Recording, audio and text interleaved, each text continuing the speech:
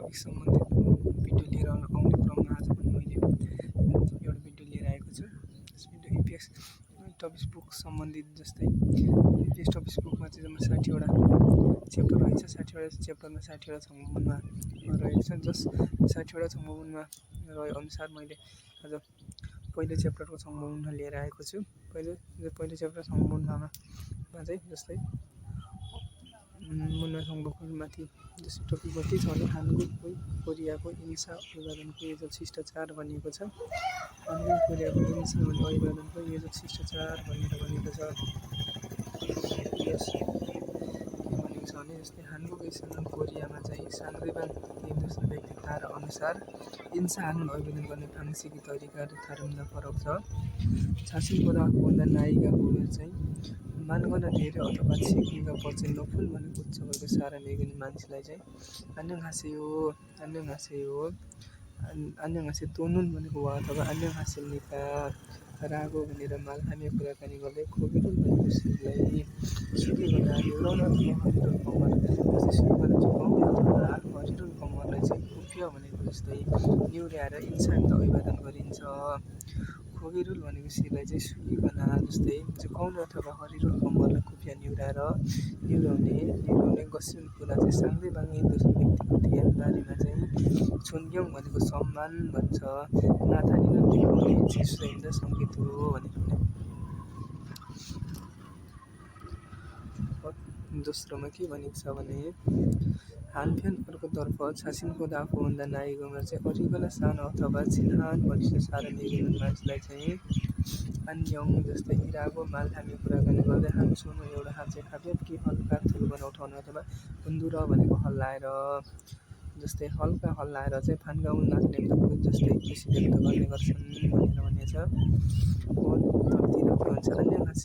अन्य हाँसिमनिका अन्यौँ हुन् चाहिँ हिंसा हानुन अभिवादन गर्ने सिगान ए भनेको समय साङ्गोमौसी मतलब नगरिकन आछिम भनेको छमसिम छन्य जस्तै बिहान दिउँसो बेलुका अन्जे दिन्जी जहिले पनि यो हाल्छु सुन्दा प्रयोग गर्न सकिन्छ भनेर भनेको छ। तलतिर अनि जस्तै खोङजङ भने सामान्यता साङ जस्तै साङवाङ एसनुन अवस्थामा सुरु विशेष गरी आक्सुरुल भनेको हात मिलाएर आक्सुरुल हामी हात मिलाएर इन्सानले अभिवादन गरिन्छ। थामान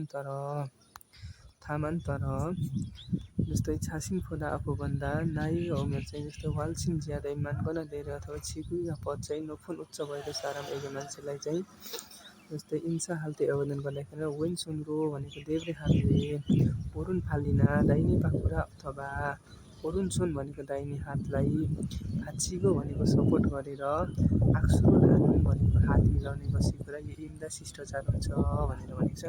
जस्तै उमेर चाहिँ धेरै अथवा पद उच्च भएको मान्छेलाई जस्तै हात मिलाउने बेलामा यसरी मिलाउने जस्तै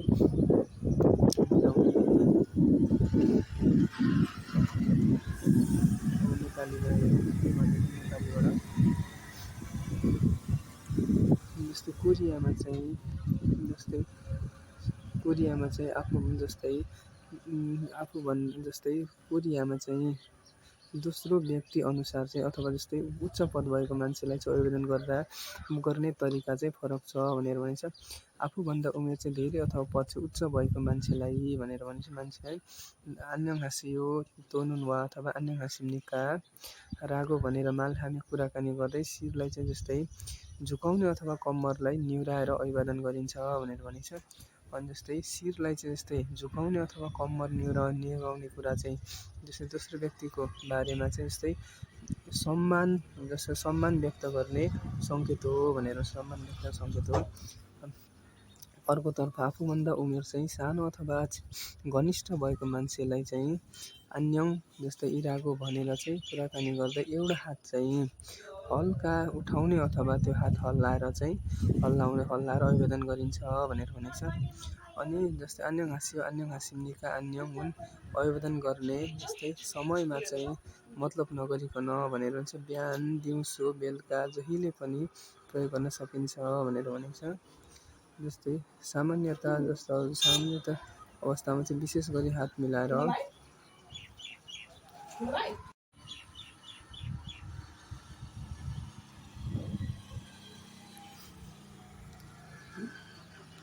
जस्तै सामान्यतः अवस्थामा चाहिँ विशेष गरी हात मिलाएर चाहिँ अभिवादन गरिन्छ, तर पनि आफूभन्दा उमेर चाहिँ ज्यादै धेरै अथवा पद उच्च भएको मान्छेलाई चाहिँ अभिवादन गर्ने बेलामा जस्तै देब्रे हातले दाहिने पाखुरालाई र दाहिने हातलाई चाहिँ समाएर अथवा सपोर्ट गरेर जस्तै हात मिलाउने कुरा चाहिँ शिष्टाचार हुन्छ भनेर भनेको छ।